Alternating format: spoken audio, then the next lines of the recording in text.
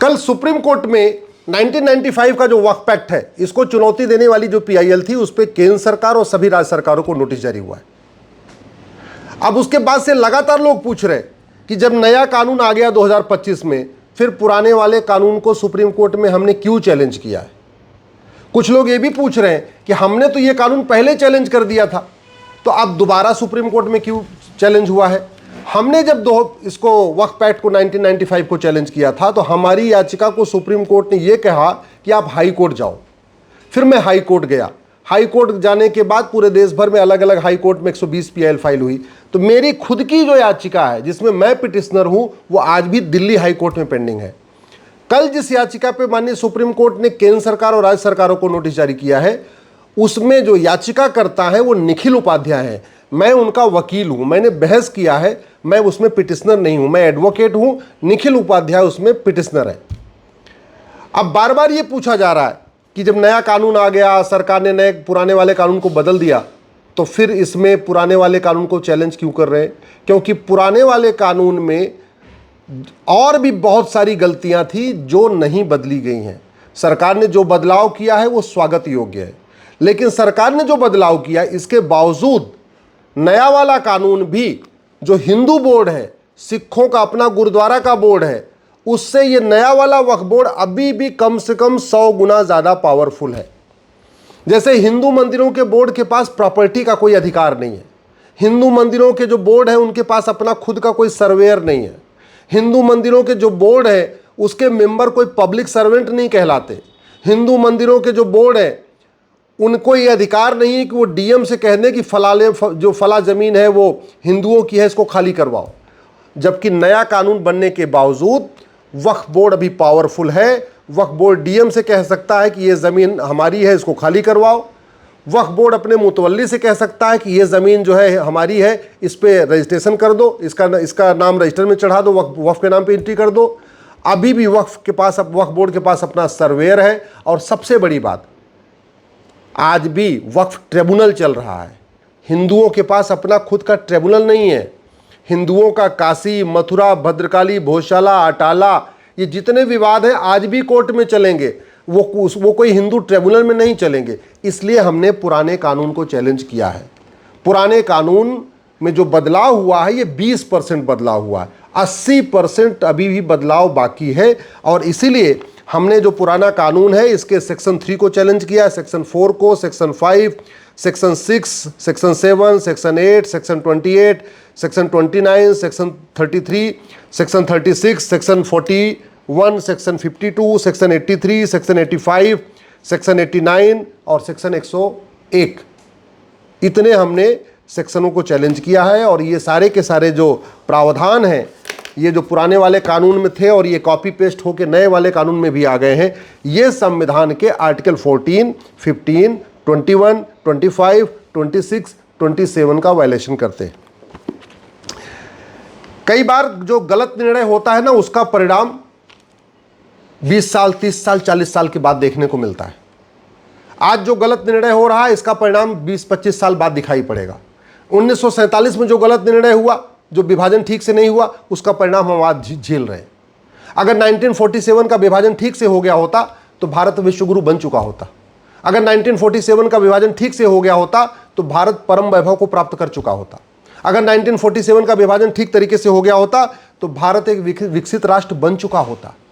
1947 का विभाजन ठीक से हुआ होता तो हमारी जनसंख्या बहुत हद तक काफ़ी कम होती और इतने अपराध नहीं होते, इतनी अराजकता नहीं होती। आज जितना धर्मांतरण हो रहा है, जितनी घुसपैठ हो रही है, ये सारी समस्याएं नहीं होती अगर 1947 का विभाजन जो मजहब के आधार पे हुआ था, वो बाबा साहब अम्बेडकर जैसा चाहते थे, अगर वैसा हुआ होता, या सरदार पटेल जैसा चाहते थे वैसा हुआ होता। बाबा साहब अम्बेडकर, सरदार पटेल कह रहे थे मजहब के आधार पर विभाजन हो रहा है तो ठीक से होना चाहिए, पूरी तरीके से होना चाहिए, मिक्स नहीं होना चाहिए कि नहीं थोड़ा इधर भी रह लो, तो ऐसे ये सब नहीं होना चाहिए। आज जो ये समस्या है हम झेल रहे हैं, ये 1947 के जो नीति निर्माता थे उनकी गलतियों के कारण झेल रहे हैं। अब बात आते हैं वक्फ के ऊपर। ये जो पहला वक्फ बना था वो 1913 में बना था, जिन्ना ने बनवाया था अंग्रेजों से कह के। और 1913 वाला कानून 1953 तक चला, यानी 40 साल चला। और 1913 वाले कानून में भी जो जिन्ना ने बनवाया था, अंग्रेजों ने बनाया था, उसमें भी लिखा था कि आपको रजिस्ट्रेशन करना ज़रूरी है। आप जो भी ज़मीन वक्फ करेंगे उस पर रजिस्ट्रेशन करना ज़रूरी है। इसलिए कोई ये नहीं कह सकता कि हमको तो पता ही नहीं था कि ज़मीन कराना है। 1913 वाले कानून में भी लिखा था रजिस्ट्रेशन कराना है। 1913 वाला कानून जो 1953 तक चला, 40 साल तक चला, उस 40 साल में वक्फ प्रॉपर्टी थी 50,000 एकड़। ध्यान से समझिए, जिन्ना वाला कानून 40 साल चला, 1913 से 1953 तक, और इस दौरान टोटल जब वक्फ प्रॉपर्टी का गिनती हुई तो पता चला टोटल प्रॉपर्टी है 50,000 एकड़। उसके बाद 1954 में कानून बना, नेहरू जी ने बनाया, फिर उसको इंदिरा जी ने अमेंड किया, फिर राजीव गांधी ने अमेंड किया, फिर 1995 में नरसिम्हा राव ने एक नया कानून बना दिया, फिर 2013 में मनमोहन सिंह ने अमेंड किया। जानते हैं इस कानून के बाद, यानी जो 70 साल से, पिछले 70 साल से कानून चल रहा है, 1954 से अब तक, इस कानून के बाद वक्फ प्रॉपर्टी हो गई 40 लाख एकड़। यानी 500 साल के मुगलों के शासन में, 200 साल के अंग्रेजों के शासन में टोटल प्रॉपर्टी हुई मुगलों की 50,000 एकड़। जिन्ना वाले कानून से रजिस्ट्रेशन करने के बाद टोटल प्रॉपर्टी हुई 50,000 एकड़। और पिछले 70 साल में जब संविधान लागू हो गया, इसके बाद ये प्रॉपर्टी 80 गुना बढ़ गई और हो गई 40 लाख एकड़। और वो क्यों हो गई? क्योंकि इसमें बहुत सारे गलत प्रावधान हैं और नया जो कानून बना है उनमें सारे प्रावधानों को ठीक नहीं किया गया है। मैं, विष्णु शंकर जैन जी, हरिशंकर जैन जी, हम लोग गए थे जब जेपीसी के सामने, तो हमने जो सुझाव दिए थे वो सुझाव नए वाले कानून में इनकॉर्पोरेट नहीं हुए हैं। नया वाला कानून जो सरकार का बिल था वो एकदम वही एज इट इज़ है। जो हम लोग जेपीसी में सुझाव दे के आए थे, 22 सुझाव थे, उन 22 सुझावों को लागू नहीं माना गया है। इसलिए हमने उन्हीं 22 धाराओं को कोर्ट में चैलेंज किया है। अभी जो कल याचिका दाखिल हुई है, इसके पहले हरिशंकर जैन जी दाखिल कर चुके हैं, तो हमने उन 22 सुझाव दिए थे जेपीसी के सामने, जिसको सरकार ने इंप्लीमेंट नहीं किया नए वाले कानून में, हमने उन्हीं 22 धाराओं को सुप्रीम कोर्ट में चैलेंज किया। अब इस समय सुप्रीम कोर्ट में 2 तरीके की याचिकाएं चल रही हैं। 100 याचिकाएं हैं जो 2025 वाले कानून को चैलेंज कर रही हैं। उसमें ओवैसी जी हैं, पर्सनल लॉ बोर्ड है, जमीयत उलमा हिंद है, इमरान प्रतापगढ़ी हैं, ऐसे बहुत सारे सांसद हैं, बहुत सारी पॉलिटिकल पार्टियां हैं। टोटल लगभग 100 याचिकाएं हैं जिन्होंने इस कानून को चैलेंज किया है जो सरकार ने अभी 2025 में बनाया। हमने जो चैलेंज किया है वक्फ एक्ट 1995 को, हमने ओरिजिनल 1995 का वक्फ एक्ट चैलेंज किया है। इसके अलावा 2013 में जो अमेंडमेंट हुआ था, मनमोहन सिंह ने किया था, उसको भी चैलेंज किया है। इस पे 2 याचिकाएं हैं सुप्रीम कोर्ट में। हाई कोर्ट में 120 याचिकाएं हैं, सुप्रीम कोर्ट में 2 याचिकाएं हैं। एक याचिका हरिशंकर जैन जी की है जिसको विष्णु जैन जी ने बहस किया था।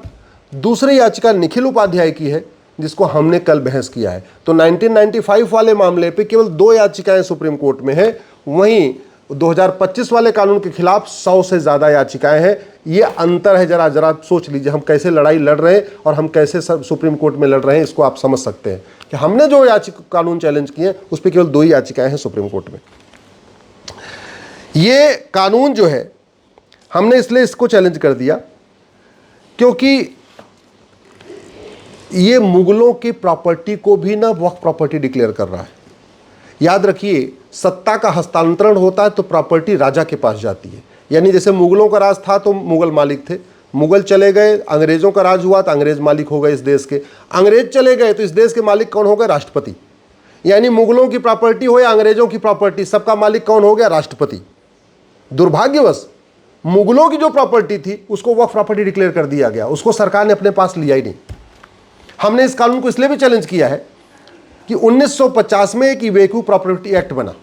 उस कानून में कहा गया कि जो यहाँ पे विभाजन के बाद मुस्लिम्स की प्रॉपर्टी खाली हुई है वो सरकार ले लेगी। ठीक है, बहुत अच्छी बात है भाई, विभाजन हुआ, जो लोग यहाँ से चले गए वहाँ पे सरकार ने ले लिया।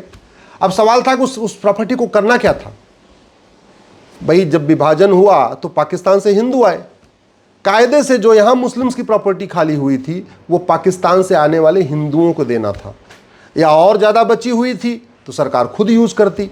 लेकिन सरकार ने ना पाकिस्तान से आने वाले हिंदुओं को दिया, न खुद यूज किया, इसको वक्फ बोर्ड को दे दिया। हमने इसको चैलेंज किया। आप ज़रा समझिए स्थिति क्या है। हिंदू अपना सब कुछ छोड़ के आए पाकिस्तान से, और जो हिंदुओं की प्रॉपर्टी थी वो वहाँ के मुस्लिम्स ने कब्जा कर लिया। वहाँ की सरकार ने नहीं लिया, वहाँ के मुस्लिम्स ने कब्जा कर लिया। यहां जो मुस्लिम्स गए उसको उनकी जो प्रॉपर्टी थी वो हिंदुओं को नहीं मिली, न यहां के हिंदुओं को मिली, न पाकिस्तान से आने वाले हिंदुओं को मिली, न सरकार ने खुद लिया। वो सारी की सारी प्रॉपर्टी वक्फ बोर्ड में चली गई। हमने इसको भी चैलेंज किया हुआ है। हमने इसलिए भी इस कानून को चैलेंज किया हुआ है क्योंकि प्रॉपर्टी राइट फंडामेंटल राइट नहीं होता और प्रॉपर्टी का मुकदमा किसी ट्रिब्यूनल में नहीं चलता। प्रॉपर्टी का मुकदमा हमेशा डिस्ट्रिक्ट कोर्ट में चलता है, सिविल कोर्ट में चलता है। दुर्भाग्यवश हिंदू, जैन, बौद्ध, सिख, ईसाई, बहाई, यहूदी सबका मामला सिविल कोर्ट में चल रहा है, लेकिन मुस्लिम्स का अपना ट्रिब्यूनल चल रहा है। इसलिए हमने इसको चैलेंज किया हुआ है।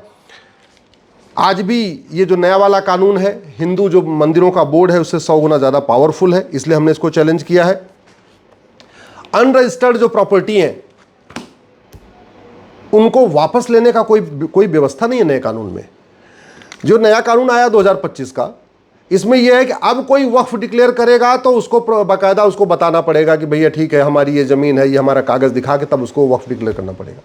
लेकिन जो 40 लाख एकड़ पे वक्फ बोर्ड कब्जा करके बैठा हुआ है उसको ऑडिट करने का इसमें कोई प्रावधान नहीं, उसको वापस लेने का इसमें कोई प्रावधान नहीं। इसलिए हमने इसको चैलेंज किया है। जो प्रॉपर्टी खाली हुई थी 1947 के विभाजन के बाद, उसको वापस लेने का इसमें कोई प्रावधान नहीं। जो इस कानून के अंतर्गत मज़ार, दरगाह और पक्का कब्रिस्तान को वक्फ डिक्लेयर कर दिया गया है, उसको खाली कराने का कोई प्रावधान नहीं, क्योंकि मज़ार, दरगाह, पक्का कब्रिस्तान अन इस्लामिक है, अन कुरानिक है, ये इस्लाम में हराम माना गया है। तो जो मज़ार, दरगाह, पक्का कब्रिस्तान इस्लाम में हराम है, उसको कोई कानून वक्फ प्रॉपर्टी कैसे डिक्लेयर कर सकता है? जो इस्लाम में हराम है वक्फ कैसे हो सकता है? इसलिए हमने इसको भी चैलेंज किया हुआ है।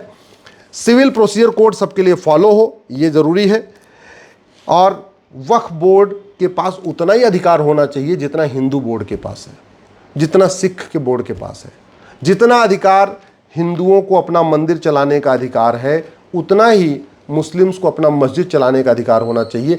प्रॉपर्टी के मामले के लिए कोई अलग से बोर्ड नहीं होना चाहिए, अलग से ट्रिब्यूनल नहीं होना चाहिए। और हमारा ये कहना, अगर अलग से ट्रिब्यूनल है तो एक हिंदू ट्रिब्यूनल बन जाए, चाहे वो काशी हो, चाहे मथुरा हो, चाहे भद्रकाली, भोजशाला, अटाला, सबका मुकदमा फिर हिंदू ट्रिब्यूनल में चले। अगर ये नया कानून ठीक है तो ऐसा ही कानून फिर हिंदुओं के लिए बना दिया जाए, हिंदुओं के पास अपना सर्वेयर हो, जाके सर्वे कर करके अपना देखे। भाई संभल का मामला हो, चाहे काशी का हो, चाहे मथुरा को, हमें सर्वे कराने के लिए क्या करना पड़ता है? कोर्ट जाना पड़ता है। कोर्ट एक सर्वेयर अपॉइंट करता है, फिर वो जाके सर्वे करता है।